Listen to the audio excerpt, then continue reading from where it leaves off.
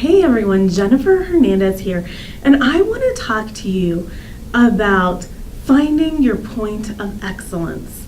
See, I've heard many times the statement, don't let the good overshadow the great. And that just really hit home to me after attending the John Maxwell Leadership Conference to become a certified speaker, coach, and trainer. And if you really think about it, there are so many good things that we can do in life, right? I'm just thinking about the dietetics profession because that's my background and my history. We can work with kids, try to improve school nutrition, whether that's in the actual kitchens or in the classroom, where guess what? Nutrition is not part of Common Core standards. We could work at a food bank. We could try to fight food insecurity at the policy level or at the local level by just delivering food to where people are.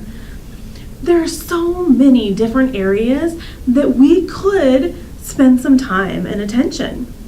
And one thing that I've noticed looking over applications to dietetic internships and this year to a master's degree program that leads to becoming a registered dietitian, that some students don't really focus their attention. I've seen dietetic internship applications where students will have 30 things that they volunteered on for 1 to 2 hours at a time. And now don't get me wrong, there's nothing wrong with that when you're a student.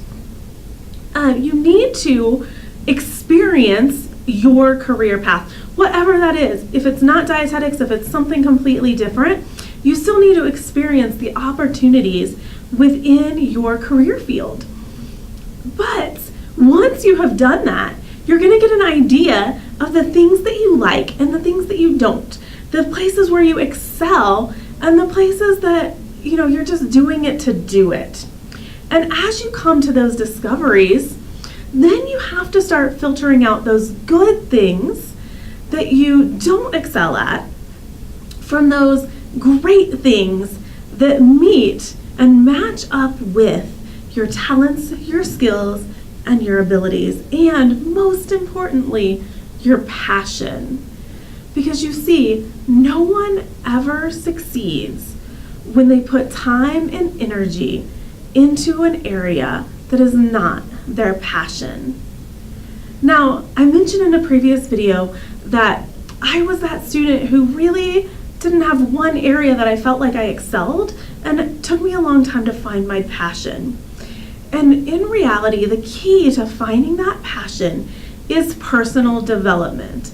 And I don't mean, like psychobabble and things that people think are kind of crazy, but really working on developing yourself. And I have some of my favorite personal development resources here with me that I want to share with you. So one of them is called Put Your Dream to the Test.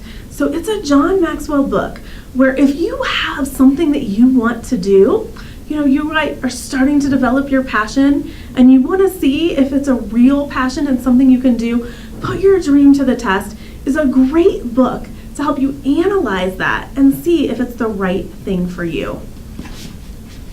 Another great John Maxwell book is Intentional Living. And this one talks about making those choices of the great versus the good and being intentional about how you spend your time and energy. Now this one, you can see on the spine, is not even one that I have purchased yet. My library is pretty big at home, and this one I checked out from an actual library. And sometimes maybe you'll want to do that. If you have something that you think might be good, but you don't want to invest the money in the book, which by the way, this one is definitely worth the money, then check it out from the library. Most public libraries are going to have a lot of public or personal development resources. This one is John Maxwell's Everyone Communicates, Few Connect. And this one will be the next book that I add to my personal library. Now, if you don't like reading the books, I have another way that you can access personal development. I have this book, you probably can't even see it. It is The 15 Invaluable Laws of Growth. And I have it on Audible, so I have it as an audio book. Now, if you are just getting started off in personal development and you have never done any personal development before, this is the book that I recommend to start with, because this one tells you ways to grow yourself, and it gives you practical hands-on tips and techniques that if you just apply them, because remember, knowledge not applied doesn't do anyone any good. But the 15 Invaluable Laws of Growth would be my starter book to start you out on that journey of self-discovery, to make sure that you don't let the good outshine the great. Thanks for listening, and have a great day.